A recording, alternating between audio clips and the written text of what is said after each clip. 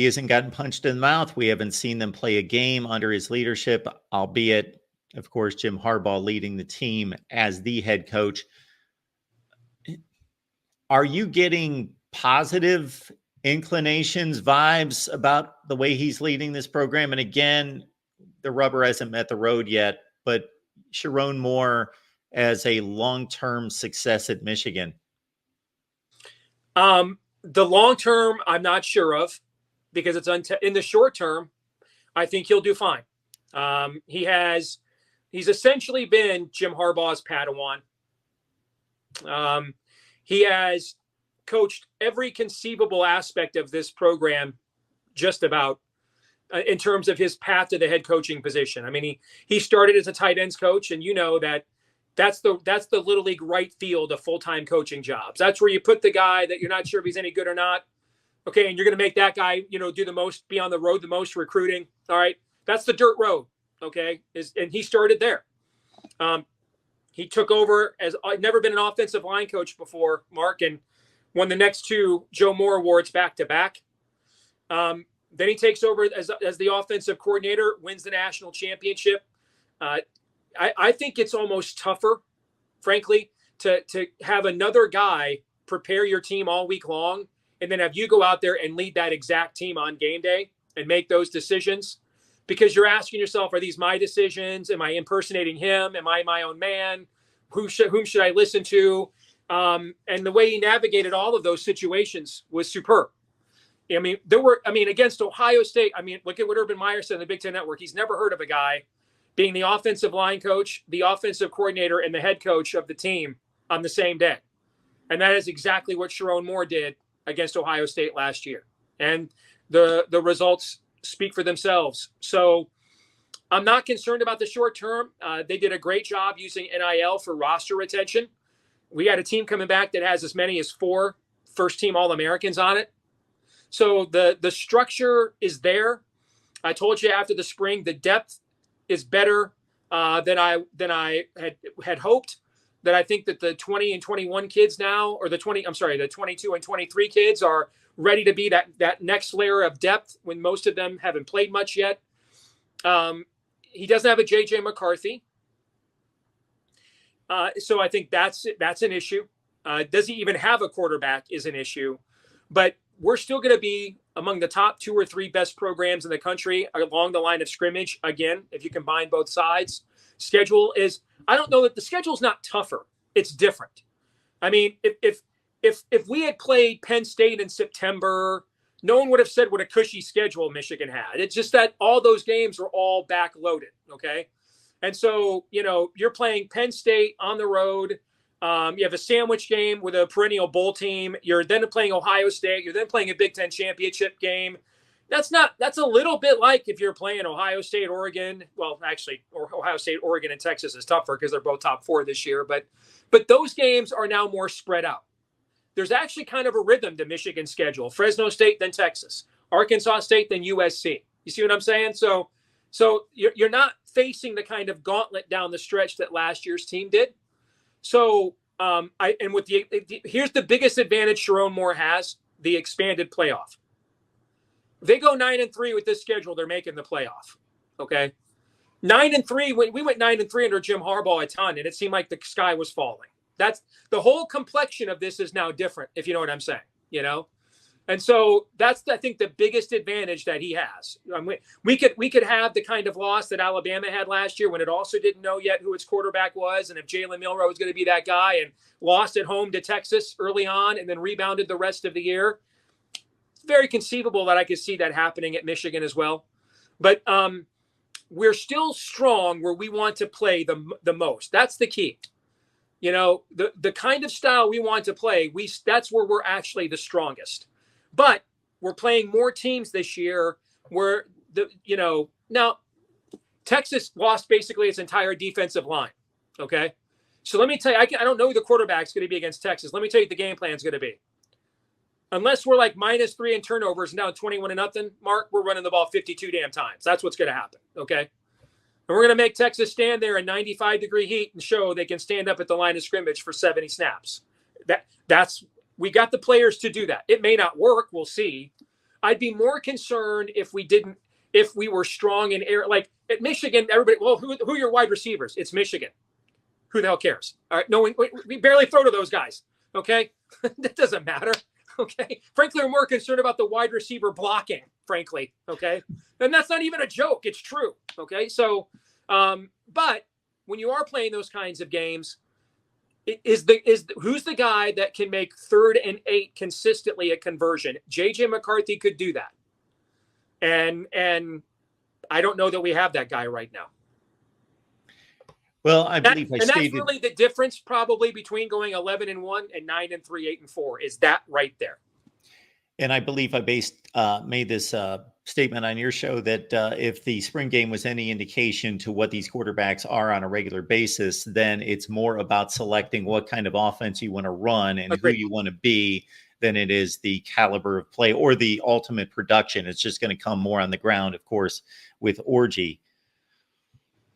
On the other hand, if you put a gun to my head, I think you're looking at some form of a Jack Tuttle, Alex Orgy tandem, at least early on. And speaking of the schedule, the 9-3, I generally agree with, gets Michigan a playoff berth unless it looks a certain way. Meaning, if they get tagged with the 3 assumed losses and there's nobody to step up like a USC to look like a good win, that could be an issue. Or if they get blown out somewhere, which they shouldn't. I don't think they're built that way. I don't think they will get blown out by anyone. That could be an issue in trying to squeeze into the playoffs. Yeah, it could be. But we could also say that about 10 other teams. So absolutely. And that's where it gets into kind of subjectives. You're right at that point. And we reviewed about 10 other teams that are at the mid to lower tiers of the Big Ten. And all this media money is going to be coming in. Now, the Big Ten has been right there with the SEC in regards to a media contract, even before the new one kicks in. Do you expect in any way that a Indiana, Rutgers, Minnesota, we know the schools in question, are ever going to get serious about football and take the money that they're making more than Clemson or Florida State or some perennial football powers and put that to good use? So Indiana, I would argue, kind of has. I mean, the buyout they gave Tom Allen, man, is legit. I mean, that's a double-figure, multi-million-dollar buyout. Kurt Signetti, I think, was a very good hire. The problem is this is a zero-sum game, all right? There are only so many good players. And so things that you could have done in the past, like Indiana wanted to decides we're just going to go full bag, man, and we'll just see if the NCAA busts us in 5 years, okay? Like Mike White did that at Illinois in the 80s. That's what happened. And Bo Schembechler's who turned him into the NCAA, okay?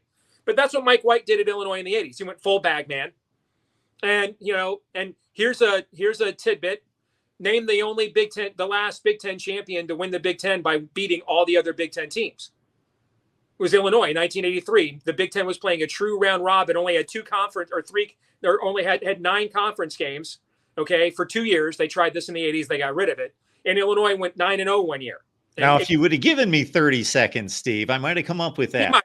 You might have, yeah. But 8-1, they lost to Missouri that year. They were, I believe, 10-1 before they went off to the Rose Bowl. But that strategy won't work anymore because this is the last year we're not going to have some form of revenue sharing going directly to the players in the millions. So there's no bags.